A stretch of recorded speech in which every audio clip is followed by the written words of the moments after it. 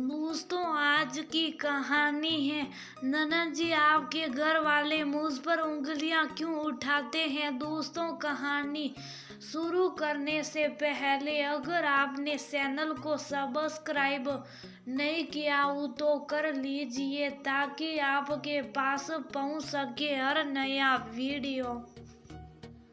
कोमल भाभी, पीयू को गोदी ले लो, मैं जरा नारियल पानी लेकर आती हूँ।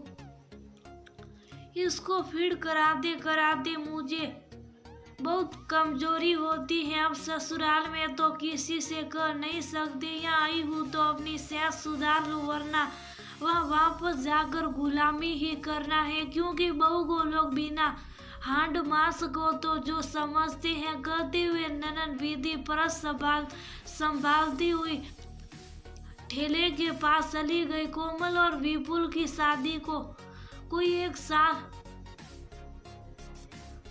होने आए। घर में सास ससुर एक देवर और विधि जिसकी शादी विपुल से 2 साल पहले हो चुकी है। विधि को 5 महीने पहले बेटी हुई है और वह अपने मायके आई हुई है।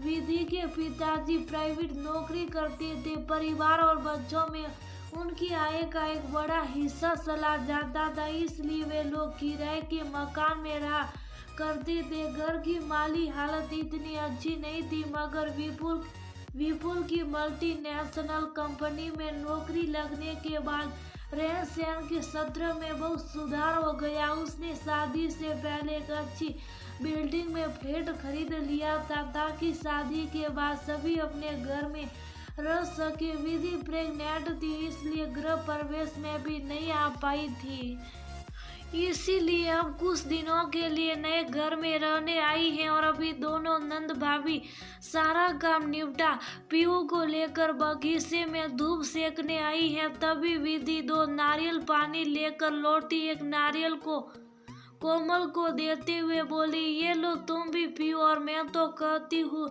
जब मौका पड़े अपनी सेहत के लिए वह सब कुछ करना जो जरूरी है, किसी की बातों में नहीं आना। मैं ये नहीं कहती कि मेरे घर वाले तुम्हारा ध्यान नहीं रखते होंगे, मगर एक घर की बहू का ध्यान रखना इतना आसान भी तो नहीं। कहते हुए अपना नारियल पानी खत्म कर देती हैं। अरे कोमल, क्या तुम्हें नारियल पानी पीना पसंद नहीं? अपने में खोई हुई कोमल से विधि ने सवाल किया। नहीं दीदी, ऐसी बात नहीं है, अभी पीती हूँ। क्या बात है, जब से आई हूँ देख रही हूँ तुम शुभ शाम से अपने में खोई रहती हो। जबकि शादी में तुम्हें देखा था तब तो बहुत खुश मिजाज और संसल थी। क्या भाई से लड़ाई हुई है या कुछ और बातें? तुम बेझिझक मुझे बता सकती हो, शायद मैं तुम्हारी परेशानी का कोई समाधान निकाल दूँ। दीदी, जब तक मैं अच्छे से काम करती हूँ तब तो कोई कुछ नहीं बोलता, मगर एक काम गलत होने पर सभी मुझे दोष देने लगते हैं। कहते हैं अपने मायके से कुछ सीख कर नहीं आई, कोई काम ढंग से नहीं आता तुम्हें। अपनी नौकरी छोड़कर पूरा समय मम्मी पापा की देखभाल खाने पीने का ध्यान रखती हूँ, फिर भी कभी एक सही समय पर ना दे पाई तो विपुल मुझे कितनी बातें सुनाते हैं। ये कहने से नहीं सकते कि तुम मेरे माता पिता का ध्यान नहीं रखती, उन्हें अपना दुश्मन समझती हो, जबकि मेरे मन में ऐसी कोई बात है ही नहीं। विपुल को सीखता सिलाता सबके सामने मेरी बेइज्जती करते देख नकुल देवर जी भी छोटी छोटी बातों पर मुझे सुना कर जाते हैं। अगर उनकी पसंद का नाश्ता ना बना हो या मेरी तबीयत ठीक ना हो तो कहते हैं मुझे काम करने पर जोर आता। एक दिन मैंने बस इतना ही कह दिया था कि मैं नौकरी करना चाहती हूँ। ये सुनते ही घर में बवाल हो गया। हर किसी ने मेरी तरफ उंगलियां उठाते हुए कहा, तुम घर की जिम्मेदारियों से बचना चाहती हो, इसलिए अपने घूमने फिरने का इंतजाम कर रही हो। अब आप ही बताइए दीदी, इतना पढ़ने लिखने के बाद मैं घर पर बैठ जाऊं, ये कहाँ की समझदारी है? और वैसे भी हमारे पास पूछते नहीं तो कुछ है नहीं। देवर जी अभी कॉलेज जाते, अकेले विपुल की कमाई से घर खर्च, कार और फ्लैट की ईएमआई के बाद कुछ ज्यादा नहीं बचता। अगर हम दोनों कमाते हैं तो हमारा जीवन सत्र सुधरेगा। माँ जी अभी से मुझे बच्चा करने पर जोर देते हैं। अब आप ही बताइए, बच्चा आएगा तो उसका खर्चा कैसे चलेगा? इस पर भी माँ जी ने मुझ पर उंगली उठाई। तुम आजकल की लड़कियां अपना फिगर खराब होने की चिंता के कारण बच्चा पैदा नहीं करना चाहती, जबकि ऐसा कुछ नहीं। कितनी बार मैंने अपने मायके में अपनी माँ से भी इस बारे में बात की तो वह बोली, जो तुम्हारे यहाँ चलन हो वही करो, हमसे कोई उम्मीद मत करना। अब आप ही बताओ, मैं अपनी परेशानी किसको बताऊं? बिना बात के इन लाशनों का जवाब कैसे दूं? दीदी, मैं जब भी कुछ अच्छा सोचने जाती हूँ सब मुझ पर ही उंगलियां उठाकर मुझे गलत साबित कर देते हैं। बोल फपक कर रोने लगी। काश भाई मेरी स्थिति से सबक ले लेता। सोच बोली, शुभ हो जाओ कोमलिया, कोई अकेली तुम्हारी कहानी नहीं है। ज्यादातर हर लड़की की दास्तान है। औरत पर उंगली उठाने से पहले कोई एक बार नहीं सोचता, और जिसमें एक औरत ही सबसे पहले उस पर उंगली उठाती है। मैं भी इसी तरीके की परिस्थितियों से रोज गुजरती हूँ। ना जाने कितनी बार सही होकर भी शुभ रहती हूँ। शायद मैंने इन्हीं अपनी तरफ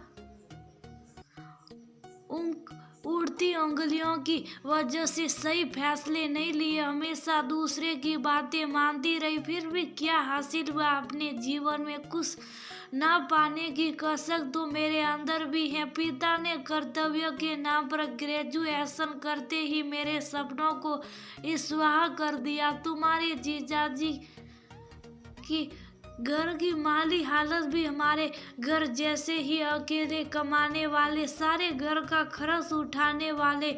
मैंने कुछ सोच आगे बढ़ने की गुहार लगाई। ना जाने कितनी उंगलियां उठी। किसी ने कहा ज्यादा पढ़ने का शौक था तो बाप ने क्यों नहीं पढ़ाया। अब शादी के बाद पढ़ लिख कर क्या करना? जितना पढ़ कर आई हो उस हिसाब से भी कौन सी समझदारी है तुम में, और ज्यादा ही पढ़ना है तो जाओ मायके।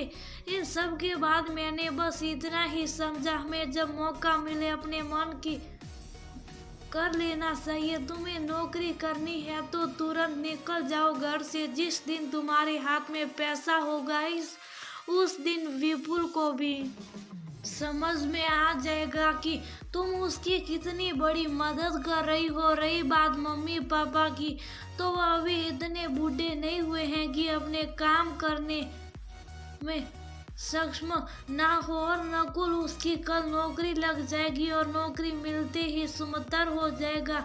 किसने क्या कहा सब भूल जाएंगे। मेरी मानो तो तुम नौकरी ढूंढना शुरू कर दो। मैं तुम्हें ये बात इसलिए समझा रही हूँ क्योंकि व्यू के होने के बाद मेरी जिम्मेदारियां कई गुना बढ़ गई हैं, और अब मैं अपनी जिंदगी के इतने बड़े फैसले खुद लेने में सक्षम हूँ। नहीं, फिर भी मैंने हिम्मत नहीं हारी है। पीयू के थोड़ा बड़े होते ही घर पर ट्यूशन लेना शुरू करूंगी और अपने पैसों से बीएड कर प्रोफेशनल डिग्री जरूर लूंगी। माना इसमें वक्त बहुत लगेगा, मगर एक ना एक दिन मेरी तरफ इन उठती अंगुलियों को मेरी पीठ जरूर थपथपानी होगी। वाह दीदी, आपकी बात सुनकर तो मुझे बड़ा संभल मिला। आप सही कहती हैं, अभी नहीं तो कभी नहीं। हमें अपने हर फैसले को लेने के लिए खुद ही सक्षम होना पड़ेगा। मैं आज से ही अपने प्रयास शुरू कर दूंगी। अच्छा चलो, बहुत देर हो गई और पीयू भी सो गई हैं। घर पर माँ इंतजार कर रही होगी, और तुम चिंता मत करो, विपुल के आने पर मैं खुद उसे समझाऊंगी और मुझे पूरा यकीन है वो मेरी बात समझेगा।